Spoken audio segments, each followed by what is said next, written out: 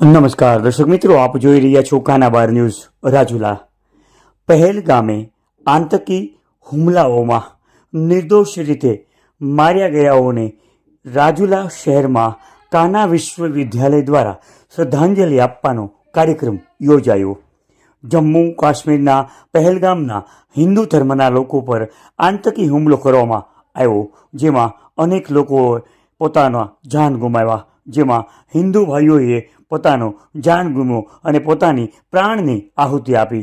આ હુમલાઓમાં હિન્દુ ભાઈઓએ નિર્દોષ રીતે માર્યા ગયા હોય ત્યારે રાજુલા કાના વિશ્વવિદ્યાલયના વિદ્યાર્થીઓ તેમજ સમગ્ર સ્ટાફ દ્વારા આજે રાજુલા શહેરમાં જલારામ સર્કલથી શહીદ ચોક સુધી વિદ્યાર્થીઓ દ્વારા મૌન રેલી કાઢવામાં આવેલી અને ત્યારબાદ ગાયત્રી મંત્ર બોલી દિવંગત આત્માઓને ઈશ્વર શાંતિ આપે તેવી પ્રાર્થના સાથે વિદ્યાર્થીઓ દ્વારા શ્રદ્ધાંજલિ પાઠવવામાં આવી હતી। આપ જોઈ રહ્યા છો કાનાબાર ન્યૂઝ રાજુલા।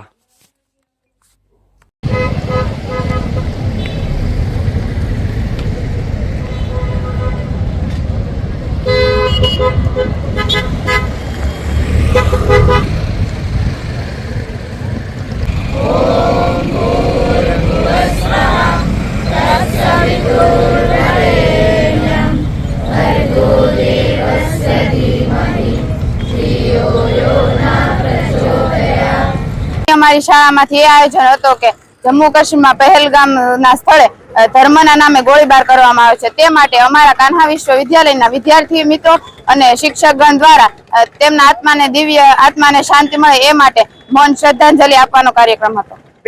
અત્યારે તમે શ્રદ્ધાંજલિ આપી છે, તો આ તડકામાં તમે જે શ્રદ્ધાંજલિ આપવા માટે શું કહેશો તમે?